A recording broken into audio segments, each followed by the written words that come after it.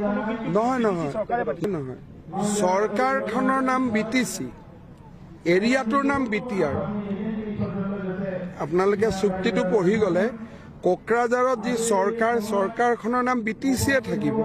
কিন্তু বিটি এডি বুলি যিটো আছিলে সেইটোৰ জেগাত বিটিআৰ হ'ব গতিকে সদায় আপুনি এই এৰিয়াটোৰ নাম বিটিআৰ ক'ব চৰকাৰখনক বিটিচি ক'ব সেইটোৱে চুক্তিত আছে खोनाबाय दा रायजो राजाफोर चिफ मिनिस्टार आसामा मा बुंदों आसामनि गिबि मन्थ्रिया मा बुंदों नोंथांमोना खोनाबाय दा बिटिसि सरकार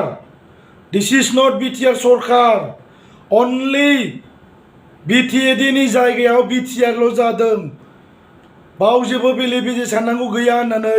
हिमन्त बिश्व शर्माया सिगाङावनो बुंखादों बर'नि थामथि गोरोबथा जाखांनायनि उनाव पिस एकर्ड जाखांनायनि उनाव बुंदों बिटिसि सरकार बिटिआर सरकार नङा खालि एरियानि नामाल' सोलायगोन बाव खुनु बेले बेजे साननांगौनि दरखार गैया होननानै अलरेडि माने क्लियारिफिकेसन होखानाय नाथाय प्रमद बर'आसो रायजो राजाखौ दिनै थगायगासिनो दंमोन थगायबोनानै दोनबाय थादों नाथाय दिनै प्रुफ जाबाय प्रमद बर'नि जि थगायबोनाय बियो माबोरै प्रुफ जादों होननानै बुङोब्ला बे बिटिसि सेक्रेटारियेट अफिसनि गेटआव प्रमद बर'आ बिटिआर लिरनो हायाखै बावनो प्रुफ जादों रायजो राजाफोरनि गोसोआ बावनो दुखु मोनदों बिटिसिखौ मानो दानाखै मानो बिटिआर लिराखै बहाथो बिटिआरआ नै दिनै गामिनि जाम्बा जाम्बिफ्राबो दिनै दुखु मोनदों बिटिसिखौलाय मानो लिरबावखो बिटिआरखौ मानो लिरासै नै बेफोरबायदि कुइसन खालामदों गामिनि गरिब गुन्द्रा जाम्बा जाम्बिफ्रा नोंनि फेसबुक पेजाव लिरनाया मा जाखो